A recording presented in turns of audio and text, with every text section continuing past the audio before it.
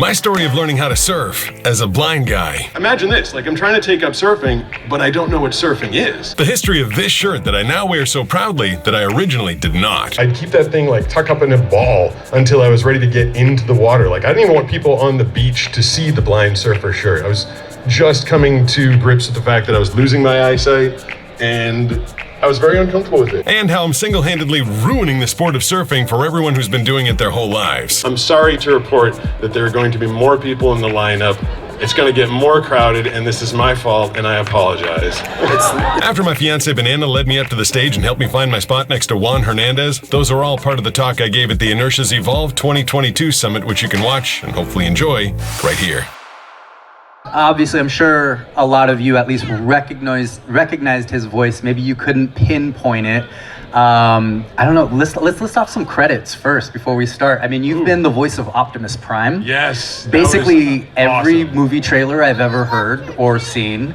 I've done some good ones. I'm on ABC, CBS, ESPN, Cartoon Network, Comedy Central, Fox News, and yeah, all your favorite latest movie trailers and radio stations. I'm the voice of the San Diego Padres as well. And you have a degenerative disease that has been essentially since you were a kid, you knew that you were going to lose your eyesight, and it's been a progressive thing. And you decided, in your late 30s? Well, hey, I'm not gonna be able to see for very long. I think I'll go learn to surf now. Yeah. I've been very active as a younger guy. As my eyesight was when it wasn't that bad. When I was a little kid, I played soccer. I used to play frisbee. I was on swim team, and as my eyesight got worse and I got into my 30s, and all my friends were playing like pickup basketball or golf or tennis, I found myself not being able to do any of that stuff anymore. And I'd always been an active person. I wanted to be an active person. I wanted to challenge myself, and I found myself in this weird position that I just couldn't do it anymore. I mean, you need eyesight to do most sports. And I'd moved out here to San Diego in 2016, and everybody surfs out here. It's a big surfing community. And I'd never thought about it. I never thought about it growing up in Boston. I never thought about it as a sport that I could do. And I'm thinking, great, nobody's throwing balls at me. I don't have to hit any balls. Like, no one's trying to tackle me. It's just me and a wave. And waves are pretty big. Surfing's way easier than baseball, right? Yeah, right. Yeah. That was my biggest misconception. I thought it would be like, oh, I'll just go out there and ride a wave. That should be. So imagine this, like I'm trying to take up surfing, but I don't know what surfing is. I'd never seen a surf video, because when I still had enough sight, I wasn't watching surf videos. It just wasn't on my radar. Like I literally went into the water not knowing what surfing was. And I spent about 9 months, Banana and I were learning together, and then she was coaching me from onshore, and I spent about 9 months catching whitewash, and I'm like, oh, okay, so now I surf. I'm surfing. She told me at the 9-month mark, she's like, all right, now that you've caught that stuff on the inside, you go to the outside where the real waves are. And I'm like, wait, there's more waves? Like, I had no idea. I had no concept of what surfing was. And then finally, that's when I ended up teaming up with my coach, Josh, who paddled me out past the break and showed me like there's much more to this sport. And that's when I realized, I'm like, oh yeah, eyesight would have been pretty handy with this. But and about how long ago was that though, that you were at that point? And then to say, you know what, not gonna be able to see for much longer, let's flip on the camera and let's share this whole story. Yeah, I spent about 2 years sheepishly walking up and down the shoreline. I used to carry my blind surfer shirt in my hand, or I'd like tuck it into my shorts. It was to me, it was embarrassing. I didn't like having to label myself. I mean, no one wants to walk around, you know, everybody's got their thing. Like if you're a depressed person, like how crappy would it be to have to walk around with a shirt that says like depressed on it? Like it's just not cool. Like I didn't really feel like labeling myself, but I had that shirt for the safety of myself and the other surfers. So I just that felt people like, knew. Yeah, I just thought it was the responsible thing to do. And I'd keep that thing like tuck up in a ball until I was ready to get into the water. Like I didn't even want people on the beach to see the blind surfer shirt. I was just coming to grips with the fact that I was losing my eyesight, and I was very uncomfortable with it. You know, it's like the stages of grief, and I was in denial and anger, I think, when I was starting to learn how to surf. I was denying, I'm like, I'm not blind, it's not happening, but the more and more I kept like losing more, I had to face the fact. And surfing became the outlet for me. It's something I felt like I could still take on as a challenge, and I love challenges. And it wasn't, so I think about 2.5 years of surfing, I'd done a little feature on Fox 5 San Diego, thanks to them for doing that. And I went to a Carlsbad Board Riders Club competition, and Taylor Knox just walks by. There's chance encounters that change lives. Taylor Knox walks by, and he's like, I saw your piece. You make me want to try harder in life. I'm like, what? Like, this is a pro surfer, like one of the best to ever do it. And he's like inspired by me taking up the challenge of surfing, which made me think, and Vanessa, a lot of credit to her. She's like, your story, she's like, you don't understand, your story is touching people and it's inspiring people. And at that point, I've kind of toyed with the idea of doing some more videos, getting it out there. And if, you know, other people watching me take on a challenge inspires them to take on challenges, then that's a good thing. And I felt like it would be great to keep, you know, if I did a weekly show, it was weekly at the time, now it's daily. If I could challenge myself to keep trying to take on this disability and find different ways to defeat it, that's good for me. And if other people take something out of that, that's good for them. And that's when I really sunk myself into this endeavor and started doing videos every week. And to rewind this and give some of this context for anybody who maybe doesn't know, I want to say I was going through my emails the other day. The first time Pete and I ever spoke was February of 2020. He had just started this YouTube thing as the blind surfer, and he said, hey, this is what I'm up to, I want to share it with people. And that was the first time we ever spoke. Well, this summer, I think it was, or sometime this year, he, in a period of 2 years, amassed over 1 million subscribers on YouTube. That's more subscribers. I mean, surfing and vlogging kind of go together like peanut butter and jelly at this point. Yeah. But we're talking a man who surpassed Jamie O'Brien, Ben Gravy, you name it. He has more subscribers just in a matter of 2 years. And I think one of the things we've talked about, even just tonight, you came into this with good intentions, wanting to show people, hey, if I can do it, you can do what you want to do. But I think even then it seems like things still kind of surprise you when people come back and tell you how inspired they are, yeah? Yeah, we're getting emails every day from people. I shared one with you this evening, a girl. And so one of the things, again, context, one of the things I learned doing the channel, I started the channel, I knew that there were surf channels, I couldn't really watch them. I listened to Jamie O'Brien's channel, I listened to Ben Gravy's vlogs, and I was like, okay, I'm gonna do a surf channel, and the twist is going to be that I'm blind. But I learned after 2 years of banging my head against a wall, and this might be a surprise and a little upsetting to all of the surfers out there, but surfing is pretty niche. It just is. And if you're gonna get a foothold in a very saturated YouTube market, it's called a red water market, meaning that the sharks have already started to feast and they're all there, as opposed to blue water market, which is an untapped market. Surf vlogging was very red. And just saying that I was a blind person in a red market wasn't doing it. I think that a part of the problem in surfing, World Surf League, anybody that's out there trying to market themselves, is they don't market the personalities. You know Jamie, you know Ben, you know Casey Willax, who's doing surfing now, but you don't know a lot of the personality of John or a lot of the people out there. And that was something that I learned by accident. I just kind of had run out of material. It was me surfing, blind guy surfing. Okay, cool, blind guy surfing, I get it. But then I started letting people in and showing them the daily struggles and the daily challenges, and then it clicked with everybody. My first video where I started letting people into my daily life went 40 million views. 40 million people don't surf. 40 million people didn't understand surfing, but they understood someone with challenges, and then what I did was bring those people who understood that I'm a person with challenges into my surfing world. And instead of expecting my audience to understand what a late drop is, or getting in the pocket, or any of the other challenges that involve terms, I started speaking to a non-surfing audience, and that's when my videos and my channel shot past Jamie. Instead of what Jamie did, working from the inside out, building a surfing channel for surfers, I built a surfing channel for non-surfers, which sounds bizarre, but it obviously worked. Everybody doesn't love surfing, but everybody loves a good story. Yeah. Simple as that. But it's not that simple. And actually, I think it would be funny for you to share that story of the video that surpassed 40 million, because Pete is great at telling stories, period, point blank.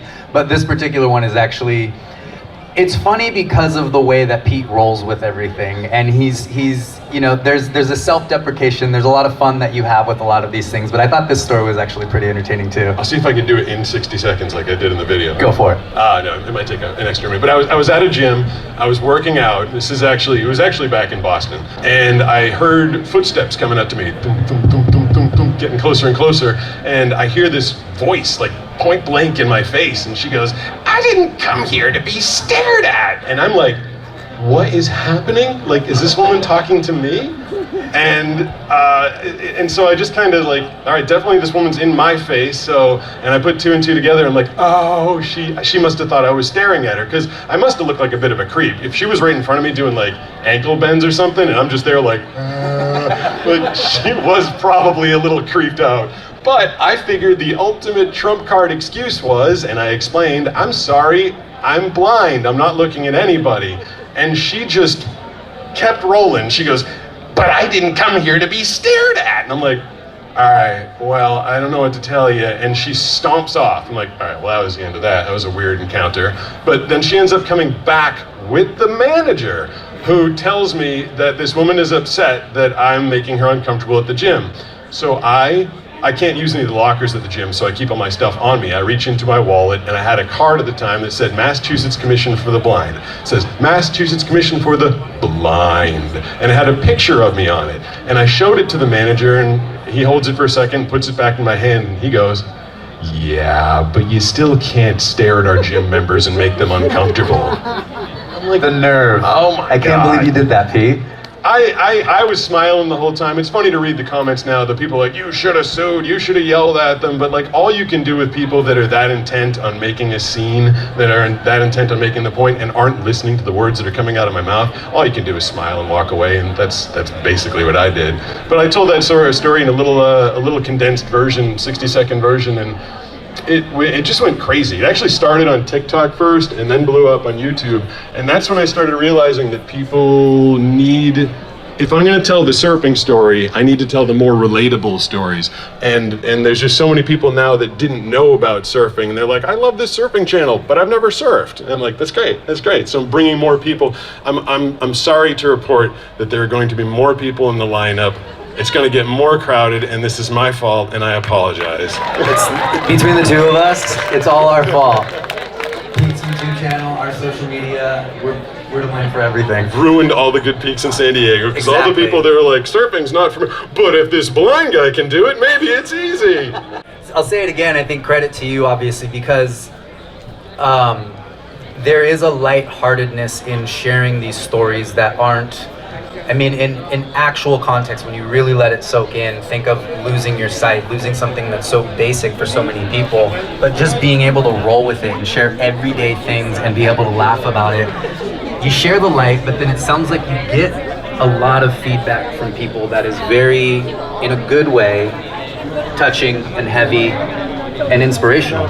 Yeah, the one story that touched me really early on, that kind of encouraged me to making these videos, especially in the beginning when we were doing 10, 12-minute videos and planning out. It was a big task. But one of the early messages that Banana and I got in an email was from she said she was a housewife. She was 30, 31, 32 years old, and she was in Kansas. And she'd obviously never surfed, but she had been diagnosed with MS, multiple sclerosis. And she writes this letter to me and says, watching you take on your daily challenges, and this is when I was doing, it wasn't just surfing, I was rock climbing, we went to the range and I shot guns. I was really just trying to show people that whatever challenge you want to take on, there's still ways to do it. And this translated so much to this woman. She told me that after her diagnosis of MS, she stopped being she stopped being a good mother to her own two daughters, little kids. She wasn't waking up early to make them their lunch. She wasn't helping them get on the bus. She said, again, her words, she was using her MS as an excuse. And then watching my videos, realizing that I didn't let my blindness get in the way of having being a voice actor, surfing. I had written a couple of novels that had just come out at the time. She's like, I'm gonna be a better mom to my kids because of your videos. And that's when I was like, it's kind of heavy. Like, it's kind of amazing that my videos can have that kind of impact. And I almost felt a duty, I guess, to keep sharing that story. If I can help those two little girls get their mom back, what else could this channel do? And that it still blows my mind to think that a surfing channel is changing people's lives that way. I talked to Casey Neistat about it when he was here last weekend. There's something called imposter syndrome, and it's hard to think that what you're doing can be that important to other people. But at a certain point, when I'm getting 3, 5, 7, 12 emails a day of people saying that I helped change their lives, eventually you have to accept it and take on that responsibility and embrace it. And it sounds like it's all come full circle too, because you're at a point where you're sharing all of this with people, and that's what's coming back to you. But even in your voice acting career, you hid the fact that you were going blind when you would go into auditions. Yeah. And when you started surfing, you hid the shirt that said, "I'm the blind surfer." You hid it from people for so long, and then sure enough, here you are now, sharing it. Yeah. Yeah, the idea of, when I very first started getting into voice acting, the biggest, the first thing you have to do when you're a voice actor is read a script, and I was never able to read the copy on a page. I do it a completely different way. If I was going to auditions, I would do everything I could to get the script ahead of time, and I'd memorize it. And I used to actually hold the piece of paper in front of me and pretend I was reading it, because I never wanted to give anybody an excuse to not hire that guy. I wanted them to focus on my vocal performance, as opposed to the fact that, ooh, he can't see the page, he might screw it up. And my agents told me all along, they're like, never, ever tell anybody that you're blind. Don't give them an excuse. And it was ingrained in me. I was told when I went for my very first interview with an agency, this is 1999, I was told point blank, he's like, the guy laughed at me when I told him I wanted to be a voice actor. He's like, nobody's gonna want to work with a blind voice actor. You can't read the copy, and basically just dismissed me from his office. And that's the culture I was brought up in. Handicap meant incapable, so don't let people know you're handicapped. And that's really what was like the driving force of this channel and my message is, listen, everybody's got I believe that everybody has a handicap in some fashion or another, whether you're just afraid to go out into the water and learn to surf, or if you have some anxiety, or if you're blind. And I think a lot of you out there have seen those adaptive surfers who've lost a limb, and they take it on, and that they're not incapable. And that's what I felt like the world needed to see. No matter what your thing is, whether it's obvious that you're missing a limb, obvious that you can't see, or less obvious that you're dealing with mental struggles, that there are ways to tackle these, and people with challenges can overcome them with the right attitude and the right people. I mean, I couldn't thank the people that helped me on this channel. Banana, Maggie, my fiance, that's the same person, by the way, I don't have two fiancés. Brooks, Nisha, a couple of my coaches that are out there, and Josh, the first coach that I ever had, surrounding myself with those people and getting support from Juan and Alex and Zach, the people at the Inertia that helped me get the message out there. I mean, none of this happens without a supportive crew. So you need a good attitude, you need a strong work ethic, and you need support in your inner circle. And I believe with those things, you can basically overcome anything. Well, there it is. Everybody give it up one more time for Pete. Thank you very much for being here with us tonight. Thank you.